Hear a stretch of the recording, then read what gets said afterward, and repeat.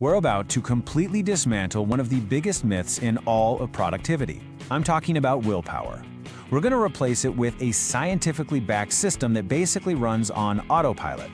So if you've ever set a big goal and then watched it fizzle out, you're about to learn exactly why and how to fix it for good.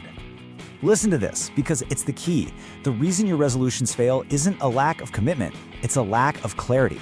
And we're going to show you the single, scientifically proven 10-word formula that totally eliminates decision-making and makes any new habit automatic.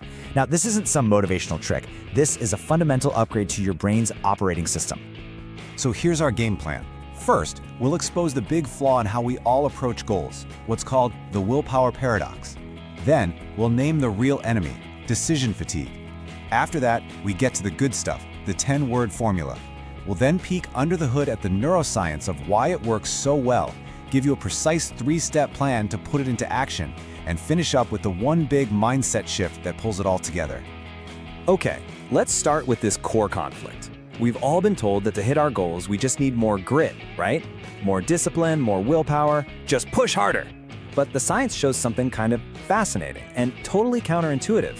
The people who seem to have the most self-control are actually the ones who have to use it the least. See, the key to willpower isn't having more of it. It's building systems so you don't need to use it in the first place. To get more control, you actually have to give some up. That's the paradox. This slide just nails the two different approaches. Over on the left, you've got fragile willpower. That's you trying to muscle through on pure effort. It's that burst of motivation you feel at 8 a.m. that's completely gone by 4 p.m. when you're tired and stressed out. It's an unreliable resource. It always runs out. But on the right, you have robust planning.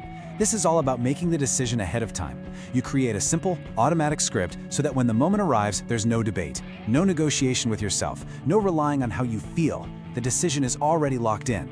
The takeaway? You want to gain control over your actions? You have to give up trying to control them in the moment and trust the system you designed when your head was clear. So, if more willpower isn't the answer, what's really going on? Well, the problem isn't some flaw in your character. It's a flaw in your strategy. Let's diagnose the two invisible forces that are quietly wrecking your best intentions every single day, draining your mental gas tank before you even start. The first enemy is something called initiation friction. You know that feeling? It's that tiny moment of hesitation when you know you should do something, but the plan is fuzzy. A vague goal like I'm gonna exercise more is just full of this friction. Does that mean a run? Now? Later? At the gym? At home? Every single one of those questions is a little roadblock, a mental barrier. And all that uncertainty makes starting the thing way harder than the thing itself. And that friction leads right to our second enemy, decision fatigue. Okay, think of the part of your brain that handles choice and self-control, your prefrontal cortex. Think of it like your phone battery. Every decision you make all day, from what to wear to how to answer an email, it just drains that battery a little bit. By the end of the day, you're in the red zone. So when you rely on your willpower to start a new habit at 5 p.m., you're asking a totally depleted brain to make another hard decision. And what does the tired brain almost always choose? Yep, the path of least resistance, which usually means doing nothing. And this is the whole problem in a nutshell. Every time your plan is vague, you force your brain to stop and think. It has to ask, okay, what am I supposed to be doing right now? And when? That little internal Q&A, that's the kill switch for willpower. It creates friction, it drains your mental battery, and it stops you before you even begin. The solution we're about to build is designed specifically to bypass that whole mess. All right, we have diagnosed the problem. Now let's build the solution. And we're not talking about some fuzzy tip or a motivational quote here. We're talking about a precise, engineered linguistic formula that hundreds of studies have shown can dramatically, and I mean dramatically, increase your chances of actually doing what you say you're going to do. This is it, the whole system.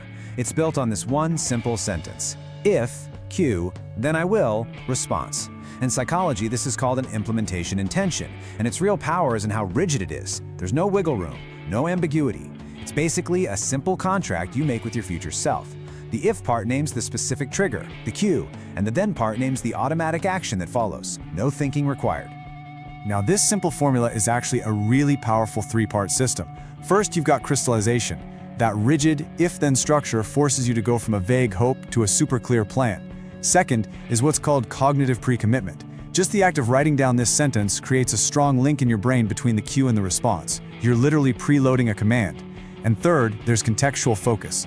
The absolute best way to use this is to anchor your new behavior to something you already do, a technique you might know as habit stacking. This slide just makes the difference so obvious, doesn't it? Look at the left column. Those are wishes. They're not plans. I will write more is basically a recipe for procrastination. But now look at the right. If I finish my coffee, then I will write one sentence. The cue, finishing coffee, is specific and something you already do. And the response, writing one sentence, is so tiny it's almost impossible to say no to. Or look at this one. If it is 5:30 p.m., then I will put on my gym clothes. See, you're not committing to an hour-long workout. You're just committing to the very first non-negotiable step. The big insight here is that this formula isn't about the intimidating goal. It's about making the start of the behavior completely and totally automatic. So we know what the formula is, but why is it so ridiculously effective? Now we're going to go under the hood and look at the cognitive science. Because this isn't magic. It's a direct hack of your brain's basic operating system. So the formula hacks your brain in three main ways. First, it bypasses ego depletion. We already talked about this. Your willpower is a limited resource. This formula is the ultimate conservation tool. Second, it activates automaticity. It literally shifts control from the conscious, hard-working part of your brain to the automatic, habit-driven part. And third, it strengthens what's called self-efficacy. That's just a fancy term for your belief that you can actually succeed. Every time the system works, that belief gets a little stronger and you create this amazing positive feedback loop. This right here is the core mechanism. Think of your brain as having two systems. On the left, you've got the prefrontal cortex. That's the CEO. It does all the heavy thinking. Planning, problem solving, making tough choices. It's really powerful, but it burns a ton of energy and it gets tired fast. Now on the right, you have the basal ganglia. That's the autopilot. It runs all your established habits, brushing your teeth, driving to work. Without you even thinking about it, it's super fast and energy efficient. A vague goal makes the overworked CEO make yet another decision. But the if-then formula? It's like a clear memo from the CEO that delegates the task directly to the efficient autopilot system. The cue happens, and the basal ganglia just runs the preloaded program. No thinking, no energy drain. It just works. Okay, we've gone through the theory, we've gone through the science. Now let's get down to business. This is a clear, three-step protocol you can use to build your first automatic habit, like today. Let's turn all this knowledge into action. Step 1. Define the formula. I mean it. Get out a piece of paper and write your if-then sentence. And be brutally specific.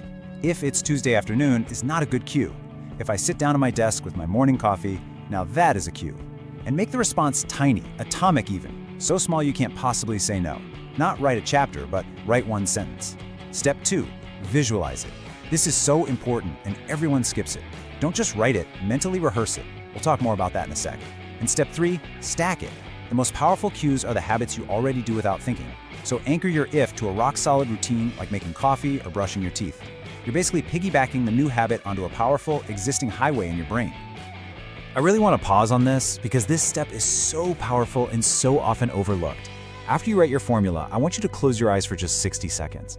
Vividly imagine the cue happening. If your cue is finishing your coffee, actually see yourself putting the empty mug down on the table. Then instantly see yourself launching into the response, opening your laptop, putting on your shoes. Feel that seamless, automatic transition from cue to action. This mental rehearsal isn't just daydreaming. You are actively building and strengthening the neurological pathway that's going to make this whole thing effortless in the real world.